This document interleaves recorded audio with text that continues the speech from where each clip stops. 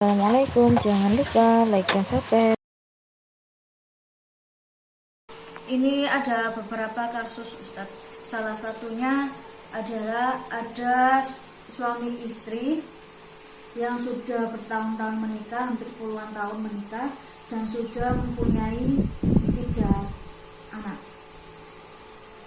Fokus permasalahannya itu atau gencar-gencarnya masalah itu saat dimulainya anak kedua. Setelah lahirnya anak kedua, itu sudah mulai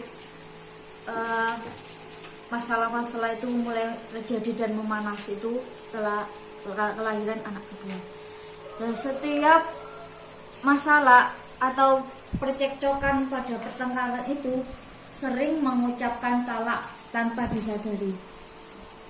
Setiap emosi sang suami selalu mengucap talak, hampir sering mengucap talak.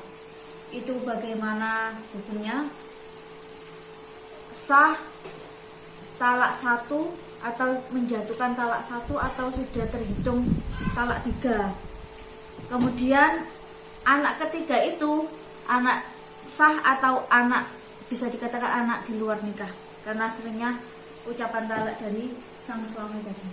Monggo penjelasannya Ustaz. Kesalahan yang disampaikan tadi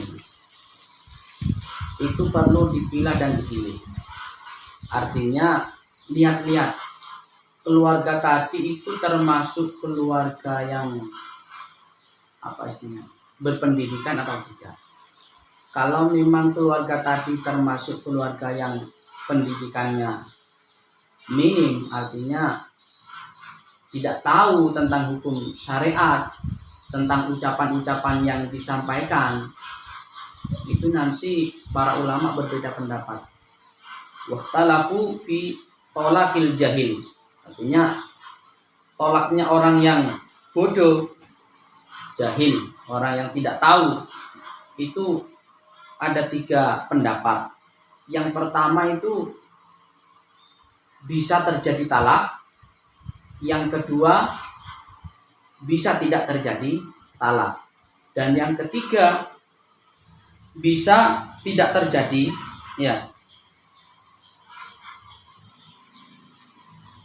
jika ada bukti tidak ada maksud sang suami untuk menalak. Istilahnya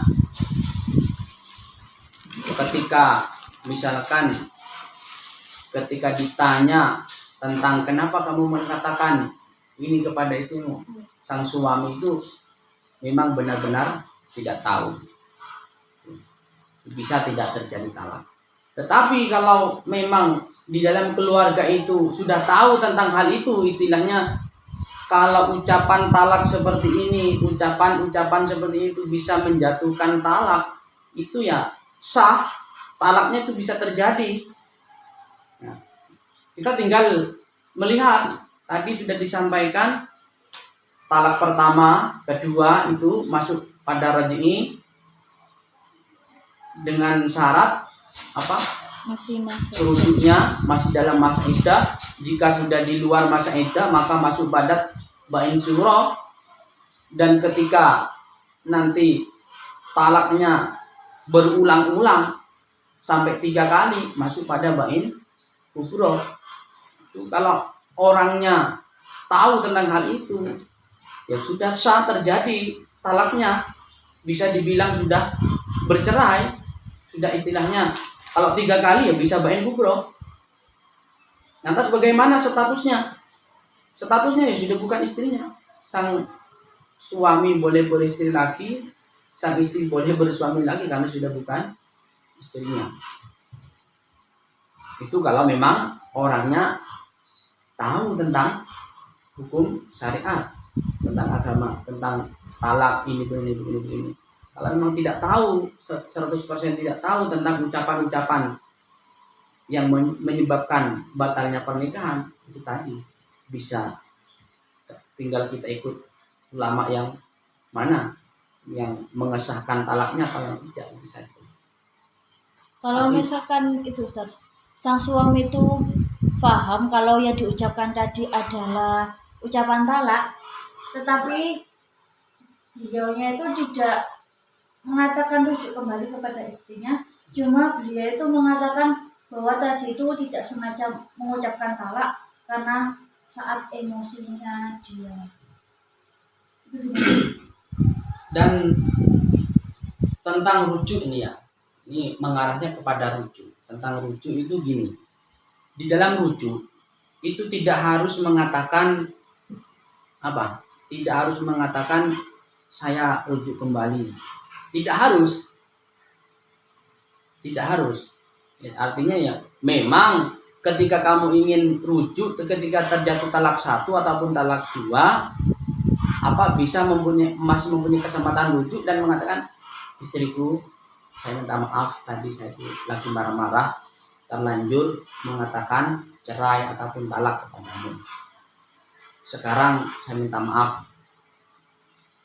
Istilahnya dengan niatan hati itu tadi apa? Memperbaiki tadi. Itu sudah masuk pada rujuk.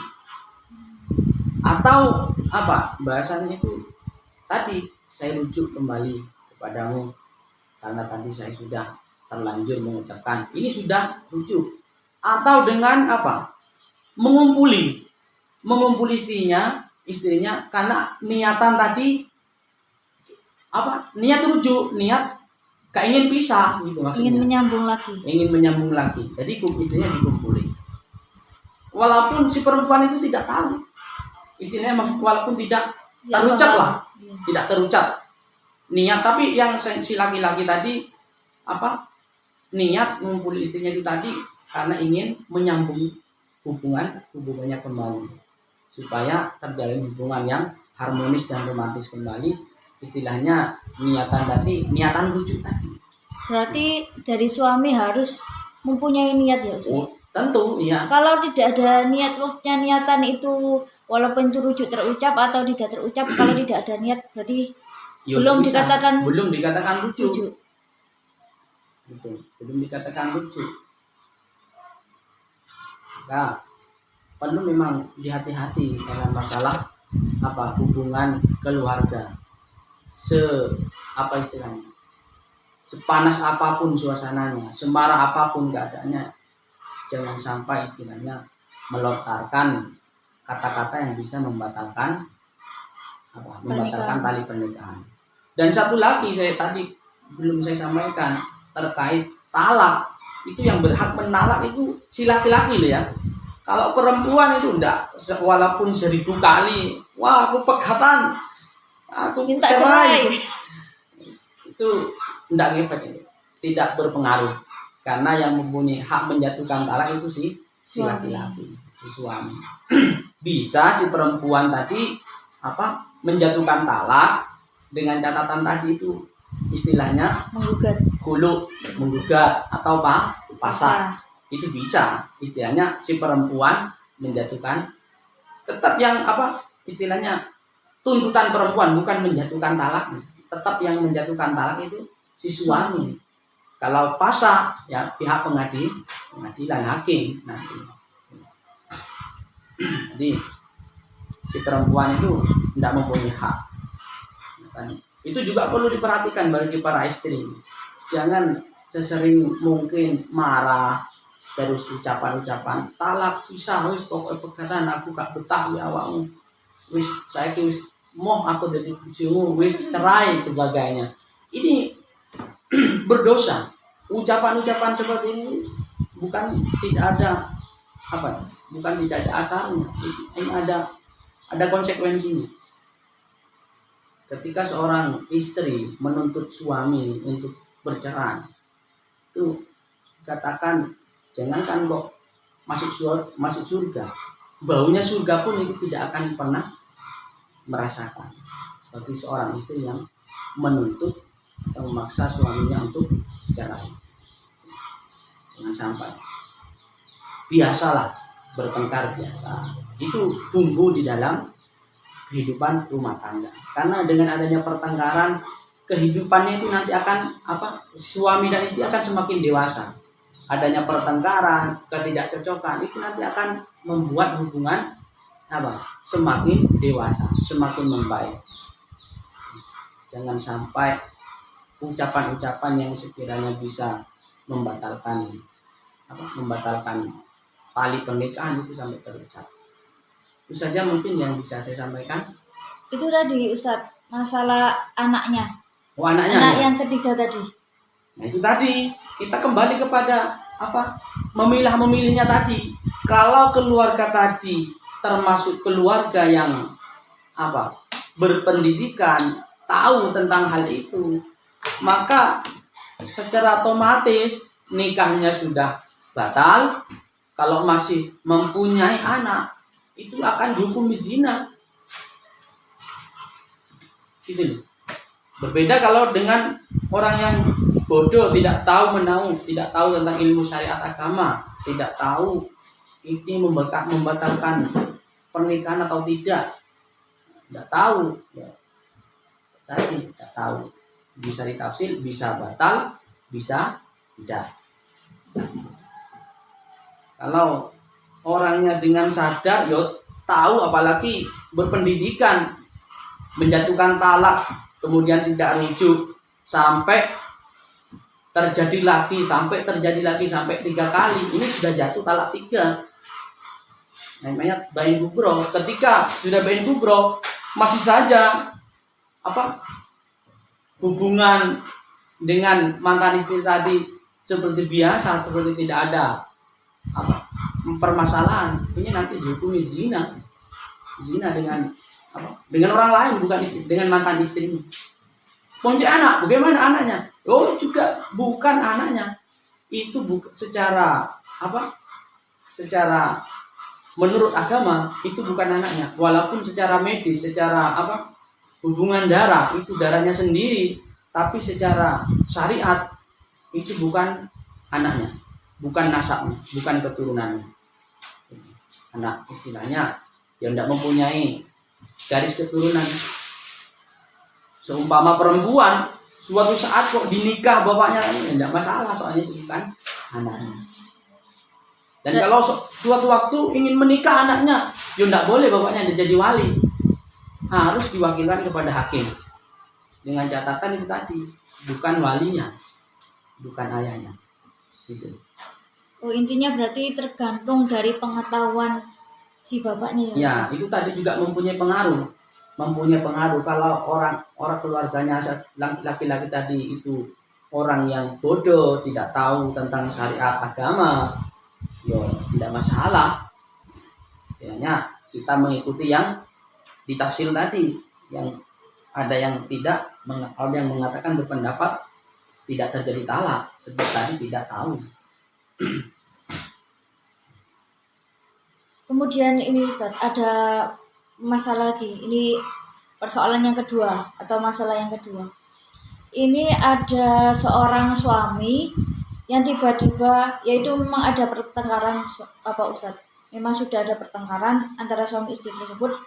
Tetapi saat pengajuan gugatan ke pengadilan, itu sang istri tidak tahu menahu.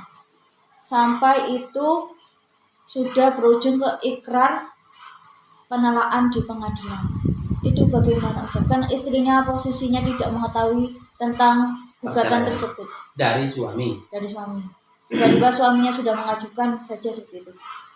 Sebenarnya kalau masalah talak begini, talak ini sebenarnya walaupun tanpa ke pengadilan, itu sudah jatuh talak. Sudah resmi, bukan istrinya. Istrinya sudah resmi batal pernikahannya. Ke pengadilan itu hanya sekedar formalitas mengikuti aturan negara. Secara hukum agama, menjatuhkan talak 1 itu sudah resmi, lepas gitu. Cuman kalau dalam talak 1 dan talak 2 kan masih mempunyai kesempatan rujuk untuk kembali. Kalau ke pengadilan, walaupun di pengadilan belum diputuskan ini sudah berpisah, tapi secara agama itu sudah sah. Walaupun itu sepengetahuan istrinya. Atas sepengetahuan sang istri tidak mengetahui penalaan itu. Iya, itu sah. Misalkan bilang sama temannya, Atau misalkan ini ya, naudzubillah, si laki-laki misalkan mempunyai selingkuhan lah, bilang sama selingkuhannya, tidak tahu kan si istri Iya. istri pertama nggak tahu, pokoknya yang penting kamu istilahnya mau ajak nikah, istri pertama saya akan saya cerai. Itu karena di dalam hati sudah ada niatan untuk niat pisah gitu, walaupun si perempuan tadi tidak tahu. Sang istri nggak tahu. Ya, karena sudah jatuh terucap dari suami. Tuh. Sudah jatuh talak ini.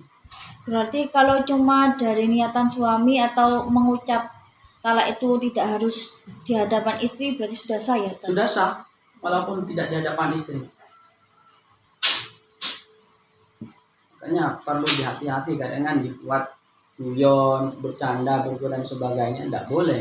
Soalnya jika memang terucap secara soreh, istilahnya jelas, misalkan curhat sama temannya, saya pisah sama istri saya sudah saya tolak, sudah saya cerai, saya sudah malas hidup bersama misalnya, tidak betah, walaupun tidak ngomong sama istrinya, itu sudah jatuh talak.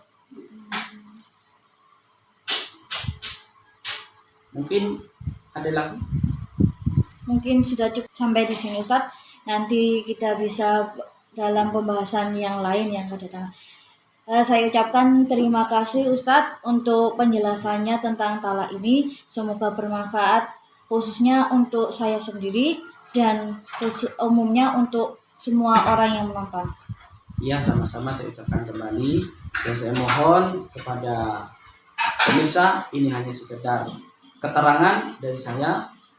Kalau ada sesuatu yang kurang pas dari jawaban saya, terutama untuk Ibu Dina dan yang mendengarkan, saya mohon maaf dan mohon saran dan kritik supaya jawaban dari saya ini dapat terbenahi dan mendapat jalan yang diridhoi oleh Allah Subhanahu wa taala.